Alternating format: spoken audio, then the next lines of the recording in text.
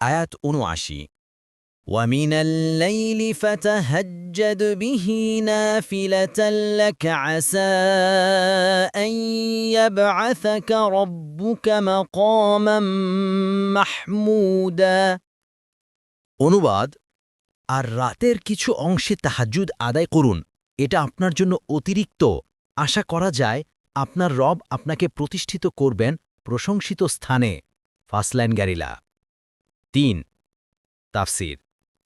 ১ নং ফুটনোটের বিবরণ। তাহাজ্জুদ শব্দটি নিদ্রা যাওয়া ও জাগ্রত হওয়া এই পরস্পর বিরোধী দুই অর্থে ব্যবহৃত হয়। ফাথুল কাদির।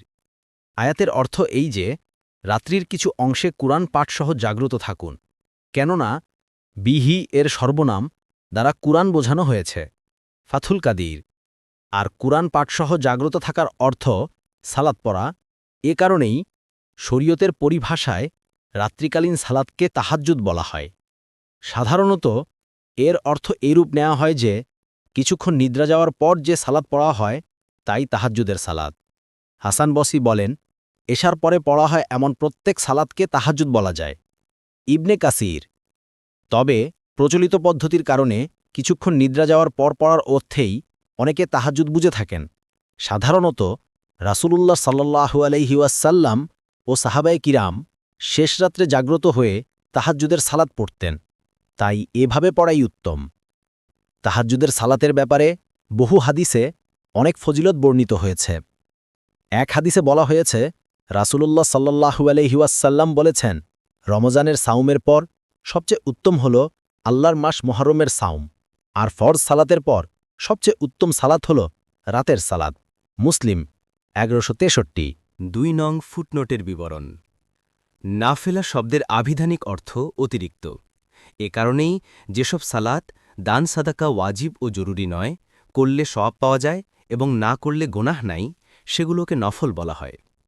আয়াতে নামাজে তাহাজ্জুদের সাথে নাফেলা শব্দ সংযুক্ত হওয়ায় এটাই বোঝা যায় যে তাহাজ্জুদের সালাত বিশেষভাবে রাসূলুল্লাহ সাল্লাল্লাহু আলাইহি ওয়াসাল্লামের জন্যে নফল, অথচ সমগ্র উম্মতের জন্যেও নফল।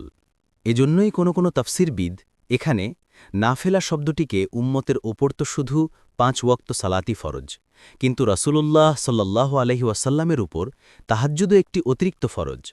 অতএব এখানে নাফেলা শব্দের অর্থ অতিরিক্ত ফরজ, নফলের সাধারণ অর্থে নয়।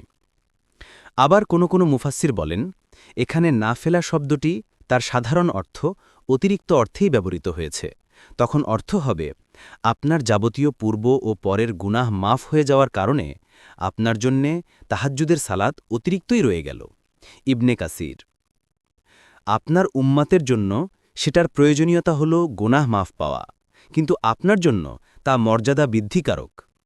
কিন্তু নফল হওয়া সত্ত্বেও রাসূলুল্লাহ সাল্লাল্লাহু আলাইহি ওয়াসাল্লাম তাহাজ্জুদ ত্যাগ করতেন না। এ ব্যাপারে তাকে জিজ্ঞেস করা হলে তিনি বলেছিলেন যে, আফালা আকুনু আবদান শাকুরা, অর্থাৎ আমি কি কৃতজ্ঞ বান্দা হব না। মুসলিম ২৮১৯। ২ নং ফুটনোটের বিবরণ। আলোচ্য আয়াতে রাসূলুল্লাহ সাল্লাল্লাহু আলাইহি ওয়াসাল্লামকে মাকামে মাহমুদের ওয়াদা দেয়া হয়েছে। মাকামে মাহমুদ শব্দদ্বয়ের অর্থ প্রশংসনীয় স্থান। এই মাকাম রাসূলুল্লাহ সাল্লাল্লাহু আলাইহি ওয়াসাল্লামের জন্যেই বিশেষভাবে নির্দিষ্ট, অন্য কোনো নবীর জন্য নয়। এ তাফসির প্রসঙ্গে বিভিন্ন উক্তি বর্ণিত আছে। সহিহ হাদিসসমূহে স্বয়ং রাসূলুল্লাহ সাল্লাল্লাহু আলাইহি ওয়াসাল্লাম থেকে বর্ণিত আছে যে এ হচ্ছে বড় শাফাআতের মাকাম। ফাতহুল কাদির। হাসরের ময়দানে যখন সমগ্র মানবজাতি একত্রিত হবে এবং প্রত্যেক নবীর কাছেই শাফাআতের দরখাস্ত করবেন, তখন সব নবী শাফাআত করতে অপারগতা প্রকাশ করবেন। তখন কেবল মুহাম্মদ সাল্লাল্লাহু আলাইহি ওয়াসাল্লামই সমগ্র মানবজাতির জন্য শাফাআত করবেন। এ সম্পর্কে দিন লোকেরা দলে দলে বিভক্ত হবে। প্রত্যেক উম্মাত তার নিজের নবীর কাছে যাবে। তারা বলবে, হে অমুক নবী, আল্লাহর কাছে আমাদের জন্য শাফাআত করুন। হে অমুক নবী, আল্লাহর কাছে আমাদের জন্য শাফাআত করুন। কিন্তু তারা কেউ শাফাআত করতে রাজি হবেন না। শেষ পর্যন্ত শাফাআতের দায়িত্ব এসে পড়বে নবী মুহাম্মদ সাল্লাল্লাহু আলাইহি ওয়াসাল্লামের উপর। আর এই দিনই আল্লাহ তাকে মাকামে মাহমুদে দাঁড় করাবেন। বুখারী ৪৭১৮।